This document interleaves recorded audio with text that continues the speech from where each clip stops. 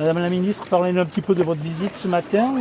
C'est un moment important dans la vie militaire de cette base dans le sud-ouest. Oui, c'est un moment très important pour le 5e RHC de Pau, puisque nous inaugurons ce matin une infrastructure extrêmement conséquente.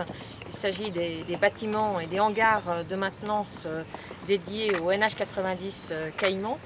Et ce projet s'est déroulé en temps et en heure, dans un contexte dont on se souvient qu'il a été difficile, puisque la crise sanitaire a conduit l'année dernière à interrompre les travaux pendant plusieurs semaines.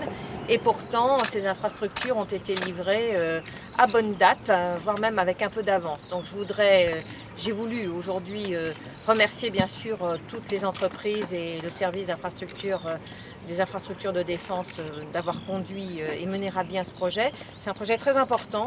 53 millions d'euros d'investissement ont été réalisés. Vous le voyez, ce sont des infrastructures très conséquentes, des hangars qui font 400 mètres de long, plus de 15 000 mètres carrés, et puis des aires aéronautiques complètement nouvelles qui n'existaient pas et qui vont donc donner au 5e RHC une capacité d'évolution, de manœuvre tout à fait exceptionnelle. Un mot sur l'avenir du 5e RHC au Sahel, sa présence dans le contexte. Le 5e RHC est engagé au Sahel et continuera de l'être dans les prochains mois.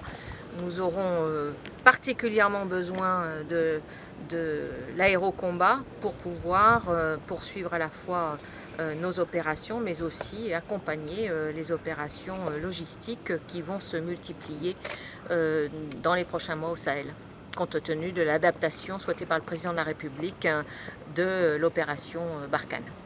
Madame la ministre, on a beaucoup parlé des caïmans aujourd'hui. Est-ce qu'on a un calendrier aussi pour les guépards qui vont arriver?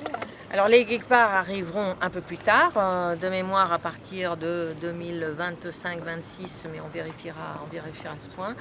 Le guépard est un hélicoptère qui est très attendu et qui a le mérite, de très grand mérite, d'être une plateforme civile qui a été reconfigurée en plateforme militaire, ce qui permet d'accélérer le délai de mise à disposition des forces. Donc nous avons pu anticiper sur le renouvellement des hélicoptères grâce à la transformation d'une plateforme civile en plateforme militaire.